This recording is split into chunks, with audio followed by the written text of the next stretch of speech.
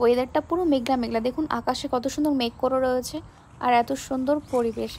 এটা হচ্ছে গিয়ে গিফু প্রিফেকচারের একটা ক্যাসেল সাইডের পার্ক, যেখানে সুন্দর একটা নদী রয়েছে আর উপরে পার্কও রয়েছে। আর পরিবেশটা এত সুন্দর, শান্ত শিষ্ট, সুন্দর ছোট্ট ছোট পাখির আওয়াজ হচ্ছে। আর এই একটা গাছ, এখন যেহেতু গরমকাল শেষ হয়ে গেছে, হালকা হালকা শীত পড়া স্টার্ট করে দিয়েছে আর এই গাছের পরিবর্তনও দেখা দিয়েছে। এই গাছগুলো আস্তে আস্তে সুন্দর পিঙ্ক কালারে পরিণত হয়ে যাবে আর আস্তে আস্তে অরেঞ্জ হয়ে যাবে পুরো গাছের পাতাগুলো। দূরে কুয়াশার জন্য মেঘটা আর পুরো পাহাড়টাকে ঢেকে রয়েছে, সাথে একটা নদীও বয়ে গেছে। তো ওই পার্কের মধ্যে একটা ক্যাসেল রয়েছে আর ক্যাসেলের পেছনে ছোট্ট এরকম একটা জায়গা রয়েছে যেখানে জাপানিজ টেম্পলের কিছু জিনিসপত্র রয়েছে। মাঝে মাঝে দেখি পাথরে বা বড় দেওয়ালে জাপানিজ অক্ষরে এখানকার যে কাঞ্জি বা নিহঙ্গ হয় ওই অক্ষরে খোদাই করা অনেক জিনিসের লেখা রয়েছে।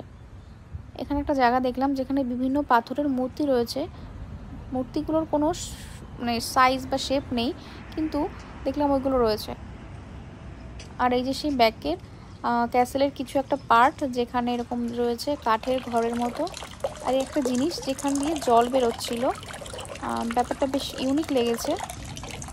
এটা হচ্ছে গিয়ে এখান থেকে জল নিয়ে আপনি হাত মুখ ধুয়ে তারপরে ক্যাসেলের ভিতরে প্রবেশ করতে পারবেন। সাইডে দেখলাম টাওয়ালও রয়েছে, টাওয়াল দিয়ে হাতটা মুছে নিলে হয়ে যাবে। তারপর আস্তে আস্তে এখানে প্রবেশ করছি আর দেখছি ব্যানারে কাঞ্জিতে অনেক কিছু লেখা রয়েছে। আমি অবশ্য জানি না, আমার অতটাও কাঞ্জি জানা নেই। এখানে বোর্ডেও দেখলাম বেশ কিছু জিনিস লেখা রয়েছে।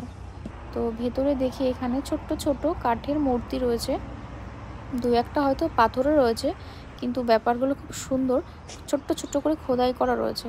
আর এই একটা ছোট্ট ঘর যেটা আজকে লক করা রয়েছে, গাছে ছোট্ট সুন্দর সুন্দর অরেঞ্জ কালারের ফুল ফুটে আছে। আর এটা হচ্ছে কি বড় একটা ব্যানার যেখানে বিভিন্ন সিজনের চেঞ্জেসগুলো এখানে রয়েছে। পার্কটা কতটা সুন্দর লাগে, ক্যাসেলটা কিভাবে তৈরি করা হয়েছে, ওইগুলোই আর কি। কত নিখুঁত ভাবে খোদাই করে কম।